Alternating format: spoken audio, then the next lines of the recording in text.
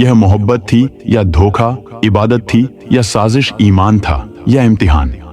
एक अल्लाह वाले जिसकी नेकी की रोशनी दूर दूर तक फैल चुकी थी, लोग उसकी तरफ खींचे चले आते थे। लेकिन यह बात पंडित को बर्दाश्त ना हुई। उसने एक खौफनाक मंसूबा बनाया, ऐसा वार जो सीधा दिल पर लगे। और फिर पंडित की बेटी ने वह चाल चली जो किसी ने सोची भी नहीं थी।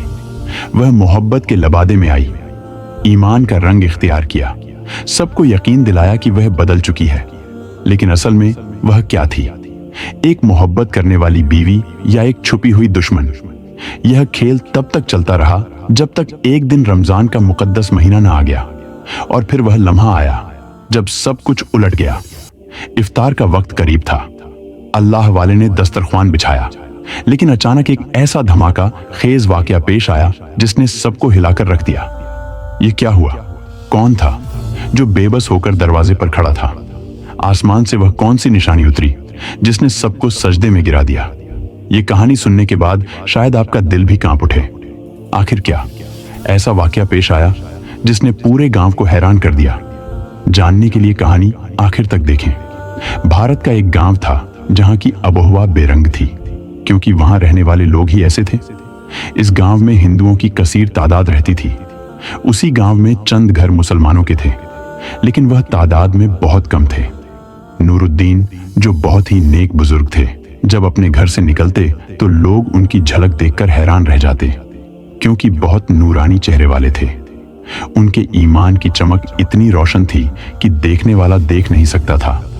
लेकिन एक बंदा जो हमेशा जलता रहा, मुनाफिक के इस घड़े में गिरता रहा, लेकिन आखिरकार उसकी मुनाफिक उस मुकाम तक पहुंची जिसने सबको हिलाकर रख दिया।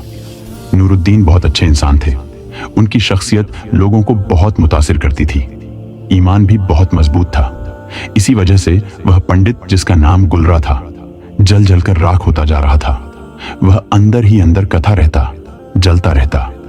इसी तरह जब रमजान का महीना आता तो वह अपने उसूल के पाबंद थे। वह मस्जिद में इफ्तारी का बहुत बड़ा एहतमाम किया करते थे। इफ्तारी में मजे मजे के फल फ्रूट और मजेदार खाने से दस्तरख्वान सजाया जाता। नूरुद्दीन की यह रहमदिली और सखावत देखकर बहुत सारे हिंदू लोगों के दिल नरम हो चुके थे।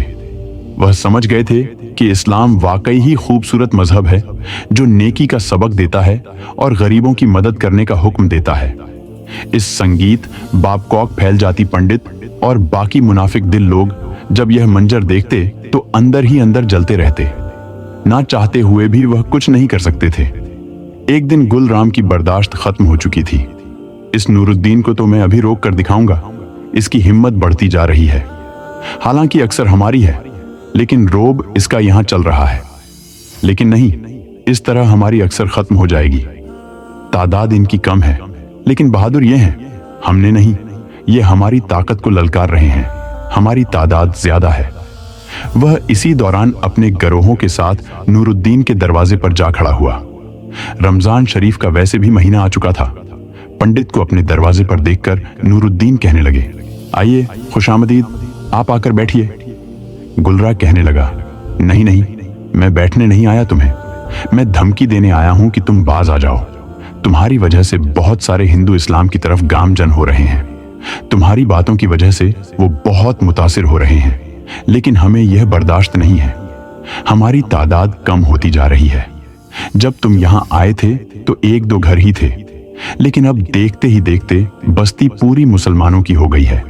जो पहले हमारे तलवे छाटा करते थे, आज वह तुम्हारे इर्द गिर्द घूमते हैं और हमें यह बर्दाश्त नहीं।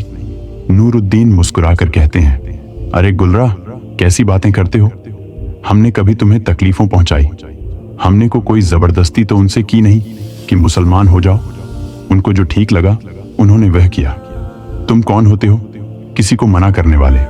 यह उसकी अपनी जिंदगी है, वह जो करे। ये कैसी बेमतलब बात की तुमने। और हां, तुम जाओ, तुम जो कर सकते हो वह करो। तुम कभी नहीं रोक सकते। कयामत तक अल्लाह का दीन फैलता रहेगा और उसके ऐसे ही नेक बंदे उसका नाम लेते रहेंगे और तुम जैसे मुनाफिक जलते रहेंगे। नूरीन थोड़ा सा गुस्से में आ गए थे और इसी दौरान वह घर चले गए। गुलरा जल झलकर राख हो चुका था। उसके गरोहों के बंधे जब उन्होंने देखा कि पंडित की इज्जत 2 टके की हो गई है, कोई उसे डर नहीं रहा। जहां उसका रोब था, अब लोग उससे डरते बिल्कुल नहीं थे। उल्टा उसके ही लोग उसका मजाक उड़ा रहे थे। ये बात उसे बहुत परेशान कर रही थी। घर आया तो उसकी तबीयत तबाह हो चुकी थी। उसकी बेटी, जिसका नाम गुलदे था, बहुत खूबसूरत थी। गुलदेव ने जब अपने पिता को देखा कि वह इस तरह मुरझाया हुआ है तो बोली, पिताजी क्या हुआ, आप इतने गमगीन क्यों हैं? अरे बिटिया रानी, क्या पूछती हो? इस नूरुद्दीन ने तो मेरी जिंदगी खराब कर दी है। मेरी नींदें उड़ गई हैं। तुम नहीं देख रही? तुम्हारे पिता की कितनी ताकत थी। लोग उसके सामने बैठे रहते थे और कोई अतक नहीं करता था। इस पूरे गांव में मेरी अक्सर थी, लेकिन इसके मुकाबले में एक नूरुद्दीन आ चुका है। इस कांटे को जितना जल्दी हो सके हमें निकालना होगा, वरना यहां हमारी हुकूमत खत्म हो जाएगी। बहुत सारे हिंदू मुसलमान हो रहे हैं। उसकी बातें लोगों को बहुत मुतासिर कर रही थी। गुलदे कहने लगी, पिताजी आप छोड़िए, इन सब बातों को क्या फायदा। इन सब बातों से होने दें। लोगों को मुसलमान, हम अपनी जिंदगी जिए। हमें लोगों से क्या। पंडित गुस्से से तप उठता है और कहने लगा, क्या कह रही हो तुम? तुम एक पंडित गुलरा की बेटी हो। तुम ये भूल गई, पूरे हिंदू तुम्हारे पिता के आसपास रहते हैं। मैं जो मुंह से निकालता हूं, नौकरों की तरह हर कोई मेरी बात मानता है। इस तरह तो मेरी वक़्त 2 टके की हो जाएगी। गुलदे समझ गई। पिताजी माफ कीजिए, लेकिन अब हम कर भी तो क्या सकते हैं। अभी वह दोनों बाप बेटी बातें कर ही रहे थे कि इसी दौरान गांव के कुछ हिंदू लोग आए। वह पंडित के दरबार में हाजिर हुए। पंडित जी एक बहुत बुरी खबर लेकर आए हैं। पंडित पहले ही बहुत परेशान था। कहने लगा, क्या है? इस गांव में तो हर बार मुझे अब बुरी खबरें ही सुनाई दे रही हैं। कभी अच्छी खबर नहीं सुनी। क्या हुआ है? यकीनन नूरुद्दीन का ही कोई मसला होगा। जी बिल्कुल उसी बाबा का मसला है। आज फिर हमारे गांव के 10 लोग मुसलमान हो चुके हैं और रोजे रख रहे हैं। देखिए, अब हमारी तादाद में कमी आती जा रही है। लोग हमारा मजाक उड़ा रहे हैं, कह रहे हैं कि वह पंडित तुम लोगों को इस तरह ही धोखे में रख रहा है। वह लालची है, इस तरह की बातें कर रहे हैं और लोग आपकी बुराई कर रहे हैं। कहते हैं पंडित का रोब खत्म हो चुका है, अब उससे गली का कुत्ता भी नहीं डरता। यह कहकर वह लोग वहां से चले गए। गुलदेव को भी बहुत गुस्सा आया। कहने लगी, पिताजी आप सच कह रहे थे, यह नूरुद्दीन है। कौन? जरा मुझे इससे मिलवाइए तो सही। अरे बेटी, उससे मिलकर क्या करोगी? मुझे तो उसे देखकर ही गुस्सा आ जाता है।